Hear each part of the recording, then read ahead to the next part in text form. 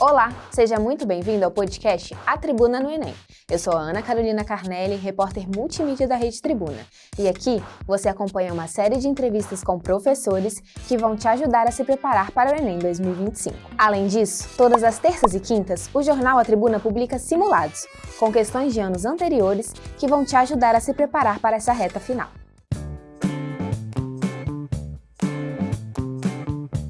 Você está preocupado com a questão do tempo para a redação do Enem? Então vem comigo que hoje nós vamos conversar com a professora Beatriz Demarque, de redação do Madam, e ela vai te dar dicas de ouro para você se dar bem na prova. Bem-vinda, professora. Obrigada. O Enem está batendo aí na porta, né, há menos de um mês. Existe alguma dica de ouro que você costuma dar para os seus alunos nessa reta final? Olha, uma orientação muito relevante para esse momento seria o aluno revisitar os textos antigos, os textos que ele já escreveu ao longo do ano, certo?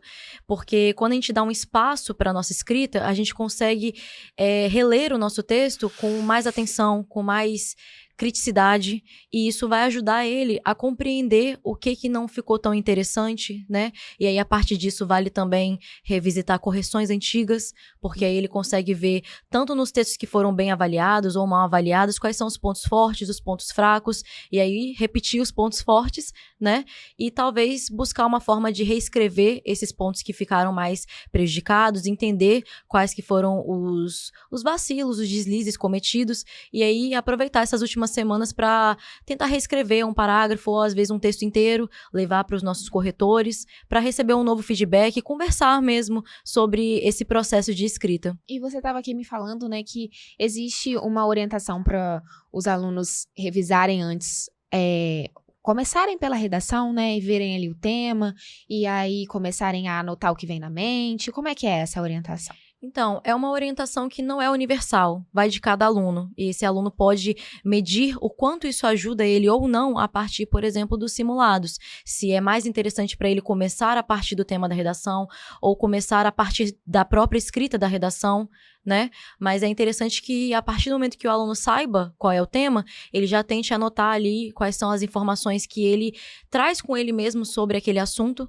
e depois da leitura da coletânea, ele pode selecionar essas informações e aí sim criar um projeto de texto para poder estruturar as ideias antes de fato, produzir um rascunho. E como é que é essa questão da coletânea, né? Esses textos que são de apoio. O aluno, ele pode usar alguns dados que vêm neles? Como que funciona? Ele pode usar a coletânea, importantíssima, porque ela dá um direcionamento para o recorte temático, certo? E o aluno pode utilizar. O que ele não pode é produzir o texto inteiro com informações baseadas na coletânea ou copiar os trechos da coletânea, porque dessa forma ele seria penalizado, certo? Mas ele pode sim utilizar, né, desde que ele traga também um repertório externo dele, próprio. E uma pergunta que não quer calar, que eu acredito que esteja na mente de todos os alunos: existe algum tema, assim, que seria alguma aposta, algum eixo temático que vocês estão apostando para esse ano? Tudo bem. O que a gente acredita lá no Madam é que o ideal não é buscar acertar o tema ou não de redação, mas sim estudar a partir de todos os eixos temáticos que o Enem cobra. Então, a ideia do Enem é que o aluno esteja antenado para poder falar sobre qualquer tema, né? Sobre qualquer um desses eixos temáticos.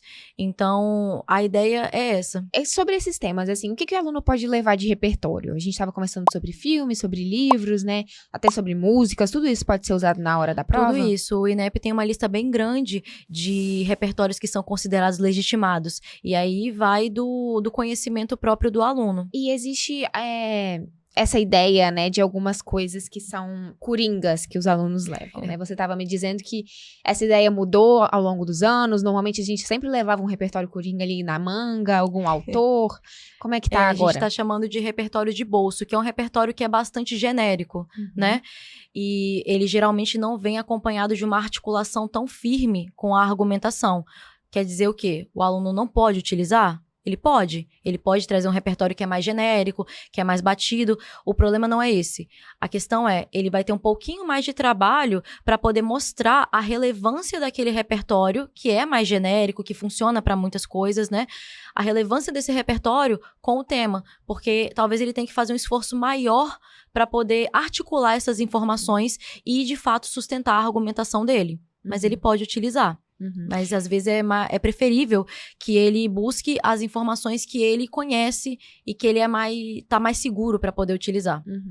E a redação, então, conversa muito com as provas de português, né? Com a prova de sociologia. Existe alguma possibilidade de alguma forma, essas provas conversarem na hora ali da redação? Ou ter algum autor que foi citado em alguma questão ali de sociologia, de filosofia, que o aluno pode usar na hora da redação? Sobre as provas conversam, principalmente ali com a prova de geografia, eu diria, com a prova de sociologia, porque o Enem trabalha com temas sociais.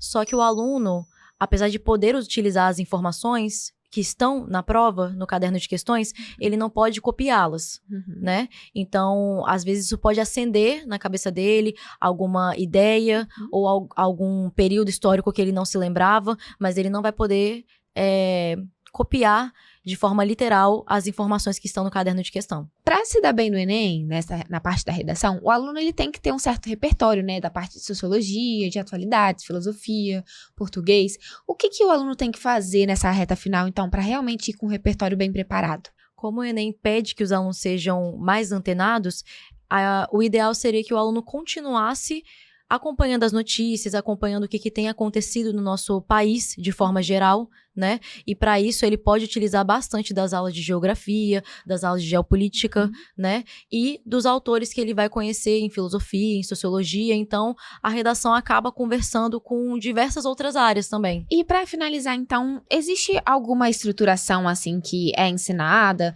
e que você passa para os seus alunos para que eles estejam na mente assim, chegar na prova e falar assim, eu preciso escrever isso, depois isso e conclui com isso? Em termos de estrutura, o Enem segue uma estrutura comum em relação à dissertação argumentativa, né? Então, a gente começa sempre com a introdução, contextualizando as ideias, contextualizando o tema, e aí nos desenvolvimentos ele precisa trazer um tópico frasal e mostrar qual é a linha de raciocínio que ele está criando em cima das teses que ele está desenvolvendo.